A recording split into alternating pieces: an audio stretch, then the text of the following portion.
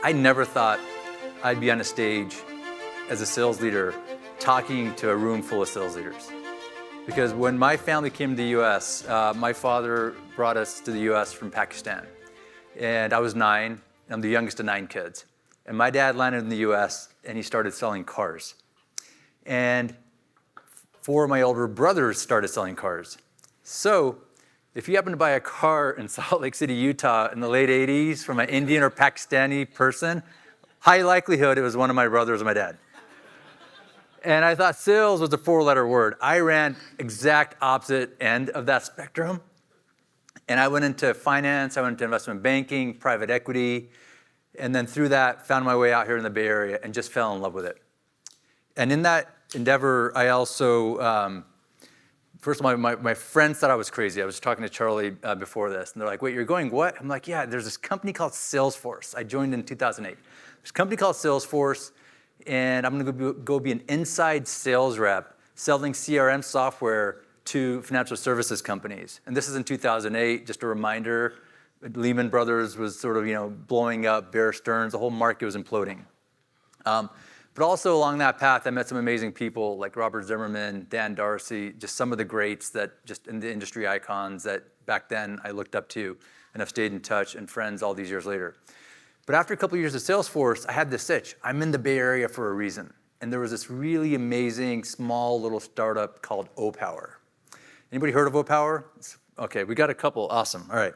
So I joined O-Power about 20 million in revenue. It had this interesting approach to energy efficiency. They had this single product, and we were on a path. And as we were growing on a path to $100 million, we started talking about going public. I know, there was an era where companies went public around $100 million in revenue. I know it's kind of hard to believe these days. And something happened. Our board and also the street, when we were talking to bankers, they're like, yeah, single product company, you need to diversify. You gotta have multiple products. Like, okay. And so here we are, we've got this product where we're selling to energy utilities, we're selling to the front office largely, and we're selling energy efficiency. And we started doing a couple of these pilots, and we said, hey, where do utilities spend a lot of their budget? And it was like, well, they build power plants, they build nuclear power plants, and they have all these wires and transformers and peak demand and all this other stuff. So let's go talk to them. So here we are, we launched a pilot with a couple of our utilities, and one of our utilities had some great results. And I know this might be a little bit hard with these monitors to read back there, but this is what I found back from one of our early pilots, and this is a press release where we're saying, hey, there's enough information to show that this is game-changing, and that there's an ability to engage any service territory, i.e. any customer, anywhere instantly. Wow, that's like some big stuff. And then the article goes on to editorialize that O-Power, or the PM that was in the press release, didn't disclose the exact results with the customer, but the company was convinced that this was scalable, and they hinted at coming future rollouts. So some of you might say, hey, this is happy years, right? And I don't think this is that dissimilar from whether you're a existing company as a startup trying to bring your product to market, or you're a larger company trying to bring a business unit or something else to market. And a couple of things happened. One, overnight, we took the same customer, we threw this one extra product in the bag, and we said, let's go. We gave quota to our reps. We said we're gonna go hire a bunch more reps as well, because now we just more than tripled our total addressable market. And so here we are overnight, a new persona with the customer that we don't really understand, a different market that we haven't really fully grasped, and a whole new product that, quite frankly, isn't really yet ready to scale. And here's the thing, as a revenue leader, and I suspect as many revenue leaders here, that product market fit is usually told to you, as opposed to allowing you to discover it. And any great revenue leader, any great board, any great CEO can sort of muscle and grind and will their way to $10 million or so of ACV or ARR, is my sense. And especially just seeing this network here. And if you can't, just call Karan. He'll put your product in the bag for Sapphire portfolio companies, and you'll find yourself at 10 million overnight, right? And so there's some lessons learned around what happened, how do you scale, what do you do? And I want to sort of ground us in a few frameworks along this frontier. And first of all, I think this is a really hard problem to solve. Finding your first product alone is so challenging. Trying to go into a secondary market with a new product is just a higher level bar. In fact, I would challenge you to just think about how many companies do you know organically out there at all have actually launched a second product successfully and organically. Yeah, there's M&A and sort of bolt-ons, but how many true companies truly do that where they've added a second product? And I think Karan and I talked about this, and it's very few. The great ones have done it, but by and large, I could say probably count on like one hand the number of companies that come to mind that successfully launch multiple products over and over and over. So with that, a couple of grounding principles. And so there's two frameworks I'm going to talk to you about today that I find to be really valuable, because I think in this noise where there's so much, and again, as a revenue leader, you're sort of in this drumbeat of, hey, go hire people, productivity, go create pipeline, make them productive, go hire more capacity, and go, go, go, go, go. And that product and that direction often comes from the board or the CEO, and we're sort of held to a standard of holding the number and holding the bag. And so the first is zone to win. People familiar with this? This is from Jeffrey Moore. If you're not, I highly recommend it. And if Jeffrey was here with me, first of all, he'd be shaking his head saying, oh my gosh, really? Like Adnan's on stage butchering my framework. But the second thing he would tell you is you got to have an approach and a framework. And so on the left here, what you see is basically you're either delivering material revenue on the left, or you're working on pursuits that are consuming investment. Essentially, you're funding areas. And then across the top, you've got areas that are disruptive innovations, as I just described, potentially with my last company, or sustaining innovation. This is your bread and butter. And so on that sort of like classic 2x2, you've got four areas. The first is at the very bottom left is an incubation zone. To transformation zone, performance zone, and productivity zone. And the mistake that I just described that we went through in my last company, and this framework is really company-wide, and we went from incubation zone straight to the performance zone. We had this product that should be nurtured, should be created, should be really the mantra here is learn fast and fail fast. Because if you learn fast and fail fast, you'll eventually win, or you'll just continue to learn. And you can't just go from one to the other. This mindset is really, it kind of works in a clockwork circle. So you think about the typical arc of a startup. You come up, you're incubating this product, you're trying to figure out what this thing is, you're tweaking it might take you years, and then you kind of get some like scale. And that's where you start hitting the transformation. And this is where you want to ruthlessly prioritize on the key items, the key features that make this product special in the market. And once you've hit that scale, you're in that third zone, which is the performance zone. This is where you're creeping up to 100 million, as in my old case of O-Power. You're trying to be profitable growth. You're scaling the business. You're just making the number. And then as that's going, naturally, the growth starts slowing. And now you're working in the productivity zone. And this is putting in place systems and programs in the back office to really automate things and make things better. So that way you can have real profitability to continue to fund innovation. So that's the typical arc of a startup. Now, once you're inside a company and you've got the scale and you're in this, how do you incubate the next product? Now, at Slack, where I work, here I would say we think, and today I've loved the conversation. We've had sort of some more traditional enterprise sales. We've had product-led growth. We've had a combination of both. So at Slack, we focus heavily on incubating because we can test features, we can test new products without really putting it in the bag of the field sales org and really getting a lot of market feedback. And we make some long-term bets, and then we also make some strategic bets. But once you have that incubation launched, and you've got to be really honest about it, and then as you creep up to the transformation, that, again, is ruthlessly prioritized and then roll it out. And so I think that's the typical arc and the typical life cycle of this framework. And so really around the mission focus. And in my experience is that most companies don't have that. It's sort of like, hey, the board told us to do this. We have this one pilot. Let's just divert resources. And all you end up doing, in my experience, is you might as well just take a bunch of cash, just go throw it in the conference room, just light it on fire. Because it eventually might be more productive, because otherwise you end up really distracting the whole organization. So I found this to be incredibly useful. And then this is more the sales learning curve. Anyone familiar with this? Okay. I highly recommend this. Zone to Win's a book. Some of you may not get to it. It's got a few chapters to it. This is like a 3-page Harvard Business Review article, and I highly recommend it. Mark Leslie, a professor I had years ago, and then eventually wrote this seminal piece. And now there's a lot here.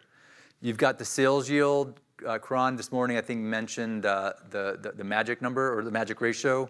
And there's different approaches to this. It's your marginal revenue per rep minus your fully loaded cost per rep, or if you want to make it a ratio, it's your marginal, it's a revenue, per rep divided by the loaded cost per rep. And then on the bottom, you have time.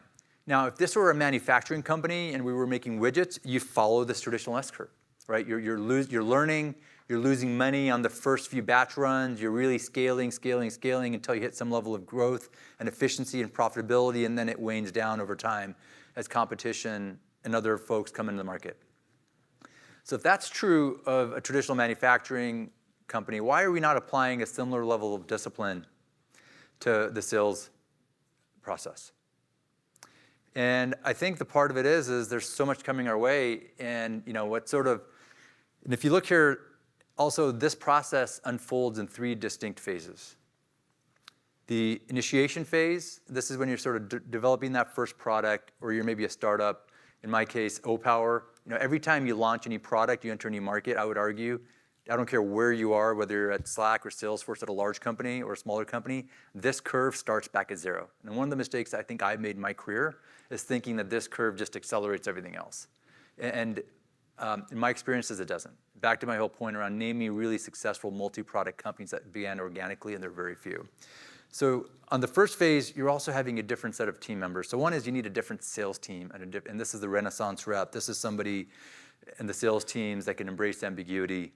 They can be resourceful. They're creating their own collateral. They're sort of, there is no marketing deck. They're like out sprinting the deck and, just really figuring out what the needs of the market are. And this Renaissance rep and this fit really slowly goes up and up and up until you hit this break-even point. And once you sort of hit that positive sales yield, where essentially, for me, as a sales leader, and today we talked about a lot of what are the inputs. For me, the definition of product market fit is right there. If you've hit break even, you should go hire more salespeople. If you haven't, stop burning money, stop burning the cash, and go figure out the product downstream versus just throwing more people at the problem. It just usually doesn't end well. And as you go from the break-even point to the next phase, this is the transition phase, and this is now you're starting to create a repeatable sales motion. You're refining the positioning. You're adding more sales capacity in a more profitable way and commensurate with your cash burn, and you're trying to be smart about it. And that we call the enlightened rep.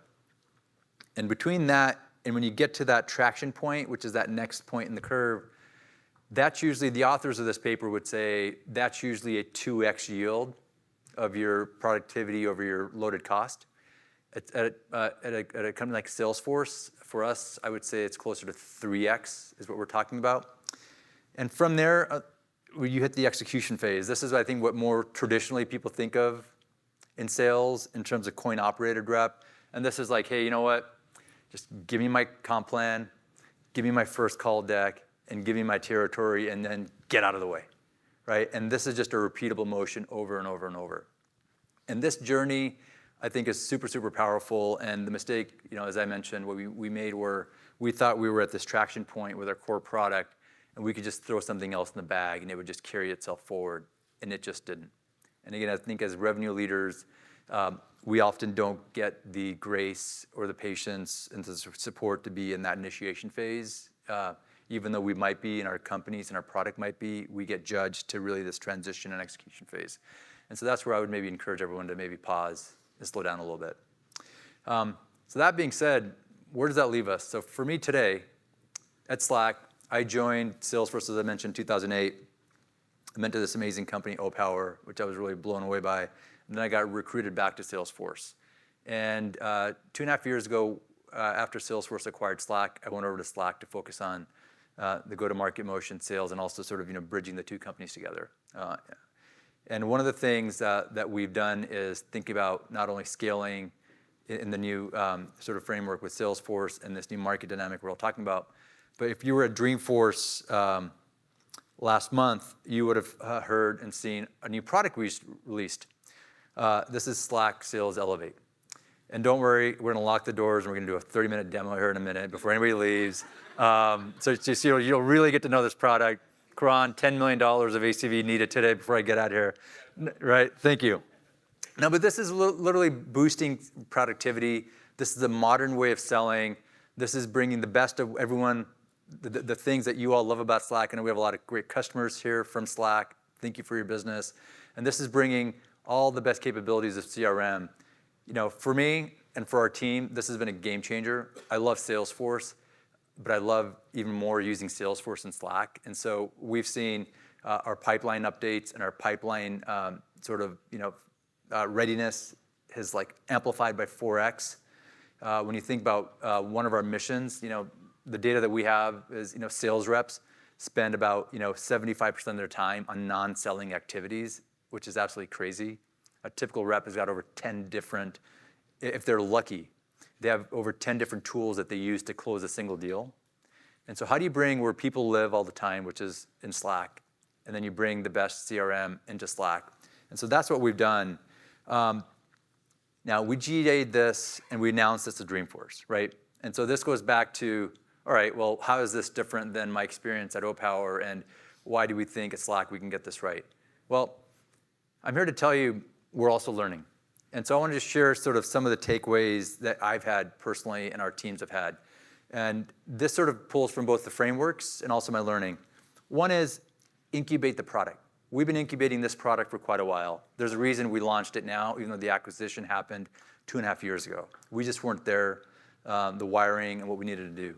But it's also a mindset. We actually have a mindset that we're going to incubate products as opposed to just throw it out there and go generate ACV immediately. And so this incubation motion is super, super critical to get the buy-in of product, marketing, and other stakeholders. And then the other, and I know this seems very obvious, but it often doesn't happen, is to make sure you have product, you have sales, and you have marketing all at the table. And on that sales learning curve, these teams play very different roles in each stage of that cycle. In that early stage, a lot more product and marketing versus later stage, very little product and more sales execution. And so we've really done a highly focused initiative to make sure they're all at the table.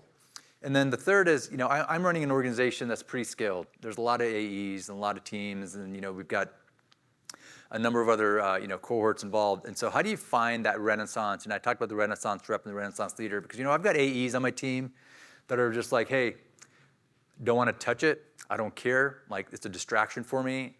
I'm going to go sell the core product. I'm going to go make money on that. And this new thing is just a distraction, right? And then you've got these other reps that are literally out there. And I can always tell the Renaissance rep because they're using, there's no deck. They've got their own thought, and they're the people that you want to bring into the marketing motion and into the marketing conversations. And so we've done a really focused job of curating these team members, and beauty of also being a Slack where we have some of this legacy talent that sort of thinks in that way, to have those reps and have those leaders, because a lot of our leaders don't think in that way. They really want the territory, the comp plan, and then get out of the way. And so we've done a really focused job there.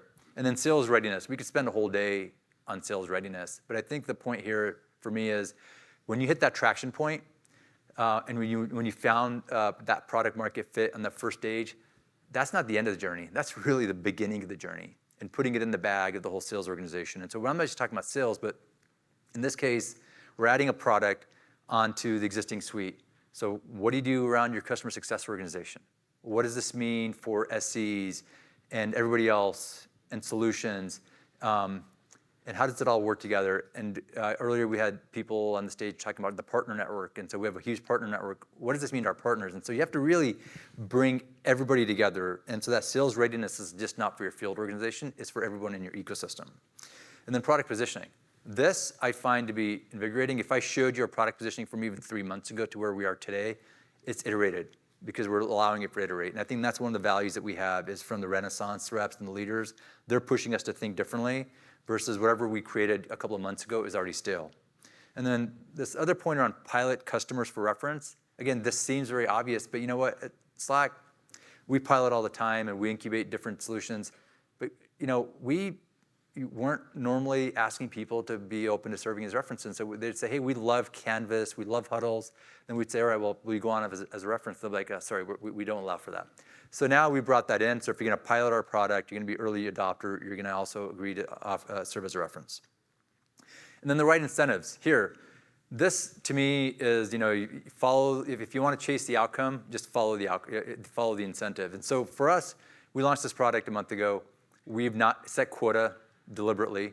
We're going to invest in this. And so we've created other ways to sort of incent people around multiplier spiffs, somewhere between 3x or more, just on top. So this is just pure gravy for the reps and for the sales teams, as opposed to something that's just burdening their productivity. And also for us, I'm looking at my pipeline minus this pipeline. So it's like, what's my regular business? And then what's this new Elevate thing? And we've generated a ton of pipeline, but for me, that's just, again, gravy for the fiscal year. And we're gonna sort of keep that totally separate and study it and learn from it and let that not really kind of confuse our core business. And then keeping execs engaged. Again, it seems very obvious, but my experience is that once that product is launched, executive focus shifts somewhere else. Your marketing team is on to the next marketing need and product. They're ready to go build something else. And so here, as a key stakeholder and as an executive, my job is to keep those people at the table almost daily and weekly and make sure they're there. Because if they're not there, that team underneath them, that prioritization shifts so significantly. And so this is probably one of the hardest things for me to do, is to keep this top of mind for the executives, because everyone just thinks, hey, we've launched this. Again, the same issue that you all feel, where's the ACV? And then finally, set realistic expectations.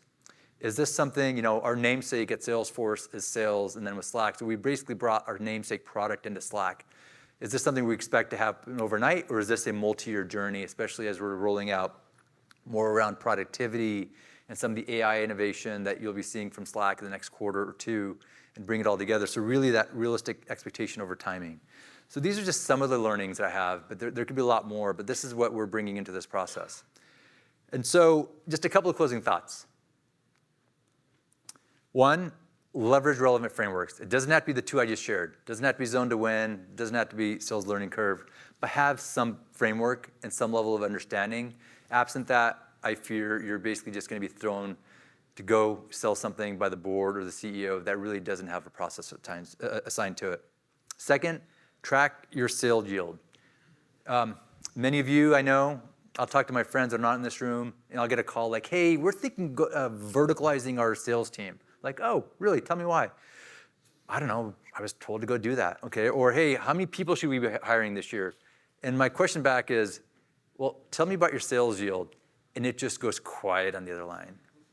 And, I think you should track sales yield. In fact, I would track sales yield for every single person you bring on and run it over time. I think you'll learn something about that. And then lastly, I talked about boost sales readiness. Once you sort of find that fine point around where you can really start accelerating hiring, realize that's really the starting point. It's not the ending point. So next time